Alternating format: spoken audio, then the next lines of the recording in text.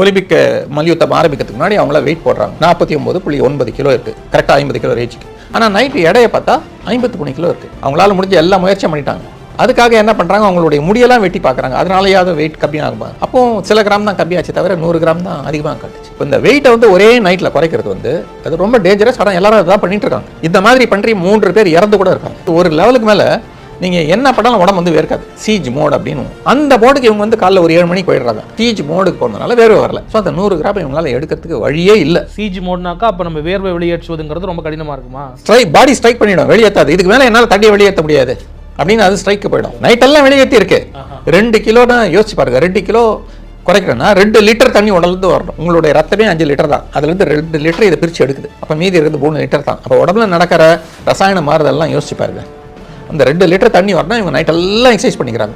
ஒரு லெவலில் உடம்பு சொல்லுது இதுக்கு மேலே நான் வந்து அலோவ் பண்ண மாட்டேன். முதல் சுற்றே வந்து உலக புகழ் பெற்ற ஒரு ஜப்பானிய மல்யுத்த வீரர். இது வரைக்கும் 82 மல்யுத்தத்தில் 1 கூட தோக்காதவங்க. ஸோ இவங்க வந்து ஜெயிப்பாங்கன்ற நம்பிக்கை உலகத்தில் யாருக்குமே இல்லை. ஆனால் கடைசி 20 செகண்டில் அந்த போட்டியே கம்ப்ளீட்டாக மாற்றி இவங்க வின் பண்ணிட்டாங்க. உலகமே ஸ்தம்பிச்சிடுச்சு. அந்த மாதிரி அவங்களுக்கு ஒரு போட்டிக்கு நடுவில் டைம் கிடையாது. கிடைக்கிற நேரத்தில் கொஞ்சம் தண்ணி குடிச்சிருக்காங்க, சத்து உணவு குடிச்சிருக்காங்க. நைட் ஃபைட் முடியும் போது 7 மணி ஆகும். ஆனால் நைட் எடையை பார்த்தா 53 கிலோ இருக்குது. அவங்க ஃபைட் பண்ணுறதுக்காக அவ்வளோ தண்ணி குடிச்சிருக்காங்க. ஓகே, உணவால் கிடையாது இந்த வெயிட், தண்ணி எனர்ஜி ட்ரிங்க்ஸு, அதனால் வெயிட். இப்போ வந்து மறுநாள் காலையில் 7 மணிக்கு மறுபடியும் வெயிட் பண்ணணும். ஏன்னா மறுநாள் காலையில் தான் ஃபைட்டிங். புதன்கிழமை காலையில் ஃபைட்டிங் ஃபைனல். மறுநாள் காலைக்குள்ளே இவங்க வந்து மறுபடியும் 50 கிலோ ஆனால் தான் வந்து இவங்களால உள்ளே நுழைய முடியும் ரிங்குக்கே. ஸோ அந்த நைட்டுக்குள்ளே இந்த 3 கிலோ வெளியேற்றணும் ஆச்சுங்களா. இப்போது உடலில் இருக்கிற தண்ணியை வெளியேற்றுறதுக்கு 2 வழி இருக்குது. ஒன்று சிறுநீர் மூலமாக வெளியேற்றலாம், இன்னொன்று வியர்வை மூலமாக வெளியேற்றலாம். சரிங்களா? சிறுநீர் மூலமாக வெளியேற்றுறதுக்கு இந்த மாத்திரைகள்லாம் இருக்குது. ஒரு காலத்தில் அதெல்லாம் கொடுத்துட்டு இருந்தாங்க. இப்போ அதெல்லாம் பேண்ட், மாத்திரை கொடுக்க முடியாது. இப்போ வியர்வை மூலமாக தான் அதை வெளியேற்றணும். எப்படி வியர்வை வரும்? எக்ஸசைஸ் பண்ண தான் வரும். நைட்டு ஃபுல்லாக அவங்க எக்ஸசைஸ் பண்ணுறாங்க. 1 மணி நேரம் கூட தூங்கலாம். அவங்க சைக்கிளிங் பண்ணுறாங்க, ட்ரெட்மில் பண்ணுறாங்க, அப்புறம் உடம்பெல்லாம் வார்ம் க்ளோத்ஸ் போட்டு சோனா பாத் பண்ணுறாங்க. இப்படியெல்லாம் பண்ணி வெப்பம் பண்ணி உடலில் இருக்கிற தண்ணியெல்லாம் வெளியேற்றுறாங்க.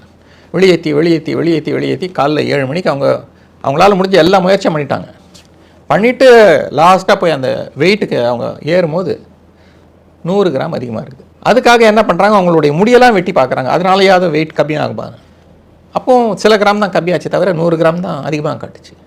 ஸோ ஒலிம்பிக் ரூல் பிரகாரம் 1 கிராம் அதிகமாக இருந்தால் கூட அலோவ் பண்ண மாட்டாங்க. ஸோ இந்த 100 கிராம் அதிகமாக இருக்கிறதுனால அவங்கள டிஸ்குவாலிஃபை பண்ணிட்டாங்க. இதுதான் வந்து இதனுடைய பின்னணி. உலகம் முழுவதும் வந்து அந்த பர்டிகுலர் கேட்டகரி வெயிட்டுக்கு எப்போதுமே கொஞ்சம் 3-4 கிலோ அதிகமாக இருக்கிறவங்க தான் கம்ப்ளீட் பண்ணுவாங்க. ஒரு 50 கிலோக்கு வந்து எல்லாருமே 53 கிலோ 84 கிலோ இருக்கிறவங்க தான் கம்ப்ளீட் பண்ணுவாங்க. அந்த வெயிட் போடும்போது 50 கிலோக்கு கொண்டு வந்துடுவாங்க. வெயிட் போட்ட பிடிச்சோட இன்னும் கொஞ்சம் நல்லா சத்தாலாம் சாப்பிட்டுக்கிட்டு நார்மலாக போய் ஃபைட் பண்ணுவாங்க. இது உலகம் ஃபுல்லாக எல்லாரும் பண்ணுறது. அதை தான் இவங்களும் பண்ணாங்க. இப்போ